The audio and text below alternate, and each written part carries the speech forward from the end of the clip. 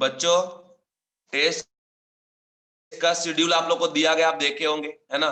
उसके हिसाब से रिवीजन का प्लान चेंज करेंगे और हार्ड वर्क के साथ साथ स्मार्ट वर्क दोनों करना पड़ेगा, तब जाके अपना सिलेक्शन होगा बच्चों। ठीक है, तो वो जो दिया गया उसके हिसाब से हम लोग रिवीजन भी करेंगे। बट ये जो एक चैप्टर में रिवीजन करवा रहा हूँ केमिकल काइनेटिक्स, इसको पहले फिनिश कर लेते हैं आज।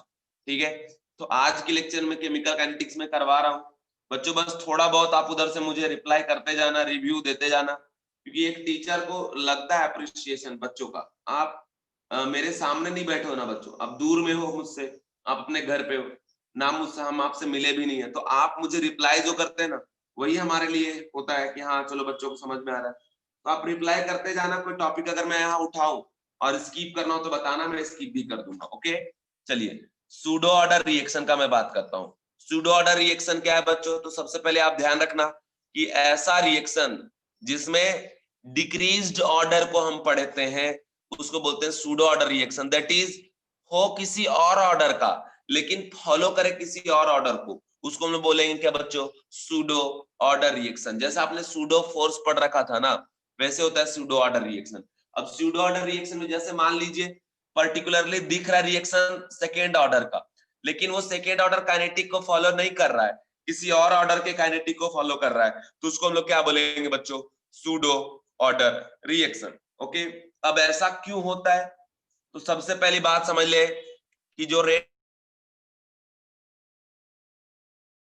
इज इक्वल टू के कंसंट्रेशन ऑफ ए अब बी, ऐसा तो ए टू द पावर क्या है 1, बी टू द पावर क्या है 1। तो देखिए order of reaction with respect to A क्या बच्चों? 1। Order of reaction with respect to B भी क्या है बच्चों? 1। ओके, मान लो मैंने ये बताया कि ये जो बी है एक्सेस में, एक्सेस का मतलब क्या है बच्चों? ये चेंज नहीं हो रहा, मतलब ये बिहेव कर रहा है एज ए व्हाट? कांस्टेंट, है ना? तो अगर मान लो ये कांस्टेंट है या जो चेंजेस हो रहा है वो निग्लिजिबल है because present amount of B is excess, तो देखो ये जो के है ये रेट कांस्टेंट है बच्चों, और ये भी एक कांस्टेंट हो गया, तो ये दोनों मिलके कांस्टेंट कांस्टेंट एक नया सा कांस्टेंट बनेगा के डैश, और ए टू द पावर क्या आ गया 1। तो पूरे रिएक्शन में चेंजेस ऑब्जर्व हो रहा है विथ रिस्पेक्ट टू क्या बच्चों? ए। ओके, तो विथ रिस्पेक्ट टू ए, अब विथ रिस्पेक्ट टू ए देखो ऑर्डर क्या है? फर्स्ट है, तो नेट ऑर्डर रिएक्शन का हुआ सेकेंड, लेकिन ये फॉलो कर रहा है किसको? फर्स्ट ऑर्डर काइनेटिक को, क्योंकि चेंजेस किस में आ रहा है? ए में।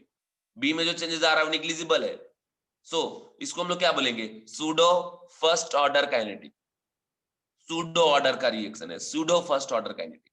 ठीक है, मान लो कि थर्ड ऑर्डर का रिएक्शन है लेकिन फॉलो कर रहा है वो सेकेंड ऑर्डर की तरह, दिख रहा है थर्ड ऑर्डर की तरह लेकिन काम कर रहा है सेकेंड ऑर्डर की तरह, तो इसको हम लोग क्या बोलते हैं बच्चों? Pseudo second order reaction. अब ऐसा कब होगा? तो बच्चों मान लो रेट लॉ एक्सप्रेशन में जो भी इन्वॉल्व है उसमें से अगर कोई एक्सेस में है तब जाके सूडो ऑर्डर रिएक्शन होगा। दूसरी बात, अगर रेट लॉ एक्सप्रेशन में बच्चों कैटलिस्ट इन्वॉल्व होता है सपोज, तो आपको तो पता है कैटलिस्ट का प्रॉपर्टी, कैटलिस्ट का प्रॉपर्टी जो रिएक्टेंट में आप जितना इनिशियली रखे उतना फाइनली भी हो रहे, ना तो अमाउंट उसका इंक्रीज होगा ना डिक्रीज होगा, हर वक्त कांस्टेंट रहेगा। तो अगर कैटलिस्ट रेट लॉ एक्सप्रेशन में इन्वॉल्व होता है तो उसका अमाउंट तो चेंज होने वाला ही नहीं, वो एक कांस्टेंट नंबर है, तो रेट कांस्टेंट के साथ मल्टीप्लाई एक नया सा रेट कांस्टेंट बना लेगा। ओके, तो वो भी हो जाएगा कि आपको सूडो ऑर्डर रिएक्शन। ठीक है, मान लो सेकेंड ऑर्डर का है तो फर्स्ट ऑर्डर में कन्वर्ट हो गया, थर्ड ऑर्डर का है फर्स्ट में हो गया या सेकेंड में हो गया।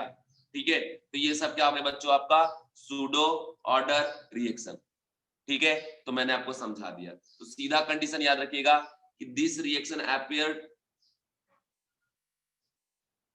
To be decreased order. Okay, अब जैसे एक बात मैं बता दूं कि मान लो अगर हम लोग यहां बात करते हैं, मान लो अगर हम लोग यहां बात करते हैं कि सपोज के ए और ये बी लिख दिए हैं, जहां पे बी है एक्सेस में। ठीक है, तो पहले देखिए नेट या ऑर्डर क्या है बच्चों? 2, बट ये चेंज नहीं हो रहा, इसमें चेंज हो रहा है। ठीक है, तो ये जो के है ये रेट कांस्टेंट के है किसके लिए? For second order reaction. अब हम इसके बाद क्या कर रहे हैं कि के साथ इसको मल्टीप्लाई कर दे रहे, तो बन जा रहा है K dash A to the power 1। तो देखिए ये किसकी तरह है बच्चों, फर्स्ट ऑर्डर है ना। इसी रिएक्शन को इस तरीके से हम रिप्रेजेंट कर रहे थे, इसको हम बोलते हैं सूडो फर्स्ट ऑर्डर, क्योंकि इसमें चेंजेस ऑब्जर्व हो रहा है। तो ये के डैश क्या होगा बच्चों, rate constant of first order reaction. तो इसके कैलकुलेशन में तमाम वो कंडीशन अप्लाई करेंगे जो फर्स्ट ऑर्डर में अप्लाई होता है। ओके बच्चों, लेकिन इस के लिए अगर कुछ अप्लाई करना है तो सेकेंड ऑर्डर की तरह आपको डील करना, ठीक है। जैसे मान लो अगर आपको मैं इधर दिखाऊं कि a plus 2b gives product, a plus 2b gives product, what will be the expression when b is in excess, और रेट ला एक्सप्रेशन ऐसा दे रखा है r equal to k a का पावर 1 है ना और b का पावर में 2 ऐसा। तो नेट देखिए थर्ड ऑर्डर का रिएक्शन है ये, लेकिन b के इसमें बच्चों एक्सेस में, तो यार इसमें चेंजेस तो होगा ही नहीं, बी में चेंजेस ऑब्जर्व ही नहीं होगा। तो कंडीशन क्या है कि के जो है इस बी स्क्वायर के साथ मिलकर एक नया सा रेट कांस्टेंट बना लेगा, है ना। क्या बना लेगा, के डैश, और साथ में क्या जाएगा के डैश ए का पावर में 1, ये हो गया आपका आर डैश, मतलब वही आर हो गया के डैश ए का पावर 1। तो ये changes observe with respect to A, तो फर्स्ट ऑर्डर काइनेटिक को ये फॉलो करता है, लेकिन है किसका बच्चों एग्जैक्ट थर्ड ऑर्डर का, लेकिन काम किसकी तरह कर रहा है, काम किसकी तरह कर रहा है, फर्स्ट ऑर्डर की तरह। इसको हम लोग क्या बोलेंगे बच्चों, सूडो फर्स्ट ऑर्डर रिएक्शन। अब देखिए के डैश इज इक्वल टू क्या हो जाएगा, के इंटू बी का स्क्वायर। अब इस के डैश का वैल्यू आप किसके हिसाब से निकालेंगे, by using what, first order kinetics. अगर के डैश निकाल गया उसमें कंसंट्रेशन ऑफ बी का स्क्वायर डिवाइड कर देंगे तो क्या निकल जाएगा, के का वैल्यू। समझ रहे हो, तो इस तरीके से कंडीशन यहाँ पे आता है, इस कंडीशन को ध्यान रखना।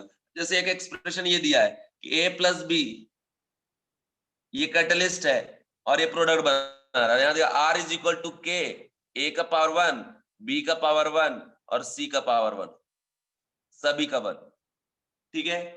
तो बच्चों नेट ओवरऑल ऑर्डर किस क्या आ रहा है, इसका थर्ड ऑर्डर आ रहा है, सभी के पावर का सम क्या होता है, नेट ऑर्डर ऑफ रिएक्शन। तो थर्ड ऑर्डर का रिएक्शन है ये सी, क्यों, कैटलिस्ट भी रिएक्शन में इन्वॉल्व होता है रेट लॉ एक्सप्रेशन में। ये जो कैटलिस्ट है मान लो इसके रेट लॉ एक्सप्रेशन में इन्वॉल्व है, हमने उस दिन बताए थे ना कि कैटलिस्ट भी इन्वॉल्व हो सकता है रेट लॉ एक्सप्रेशन में, प्रोडक्ट भी इन्वॉल्व हो सकता है, रिएक्टेंट भी रिएक्टेंट तो होता ही है कुछ कुछ केस में। तो इस केस में मान लो कैटलिस्ट इन्वॉल्व है, दिस इज कैटलिस्ट, ओके। तो कैटलिस्ट की वजह से आप पढ़े होंगे ना कि रेट ऑफ रिएक्शन बढ़ जाता है, रेट ऑफ रिएक्शन कम भी हो सकता है। तो मान लो यहाँ इन्वॉल्व है, अब कैटलिस्ट तो कांस्टेंट होता है, ये तो बदलता नहीं है समय के साथ, जितना आप लोग उतना ही रहेगा कैटलिस्ट। तो अब अगर ये नहीं बदल रहा है, जितना है उतना